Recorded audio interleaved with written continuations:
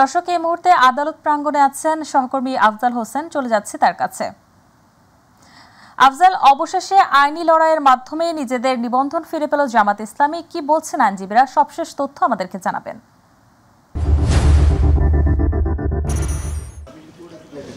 আমি আবার বলি আপনাদেরকে, এক লাইন বিষয়বস্তু হচ্ছে জামাত ইসলামের যে রেজিস্ট্রেশন যেটা ছিল 2008 সালে ইলেকশন কমিশন দিয়েছিলেন, এই রেজিস্ট্রেশনটা 2013 সালে হাইকোর্ট ডিভিশন বাতিল করে দেন এক জাজমেন্টের মাধ্যমে। ওইটার বিরুদ্ধে ওনারা আপিল করেছিলেন। আজকে আপিলে যেটা হলো সেটা হচ্ছে হাইকোর্টে যেটা জাজমেন্ট ছিল ওই জাজমেন্টটাকে ওনারা আজকে স্যাটিসফাইড করে দিলেন, বাতিল করে দিলেন। তার ফলে যেটা হলো হাইকোর্টের জাজমেন্টটা থাকছে না। মিনিংটা দাঁড়ালো হাইকোর্টের জাজমেন্টের আগে যে সিচুয়েশন ছিল, রেজিস্ট্রেশন সংক্রান্ত বিষয় ছিল, ওই সিচুয়েশনটা ফেরত আসে। জামাতের রেজিস্ট্রেশন বৈধই ছিল, বহাল ছিল 2013 সাল পর্যন্ত, এবং 2013 সাল পর্যন্ত ইলেকশন কমিশন ওনাদের জামাত ইসলামের কনস্টিটিউশনের উপরে একটা পর্যালোচনা করছিলেন। ওই পর্যালোচনার স্টেজে ওটা স্টে হয়ে গিয়েছিল। এখন ইলেকশন কমিশন পর ডিরেকশন দিয়েছে আপিল ডিভিশন ওই স্টেজ থেকে আবার শুরু করার জন্য।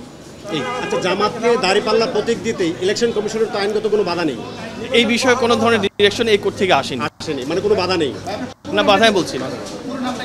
আমার নাম তহিদুল ইসলাম। Thank you. এটা অনারেবল কোর্টের অর্ডারটা আসবে।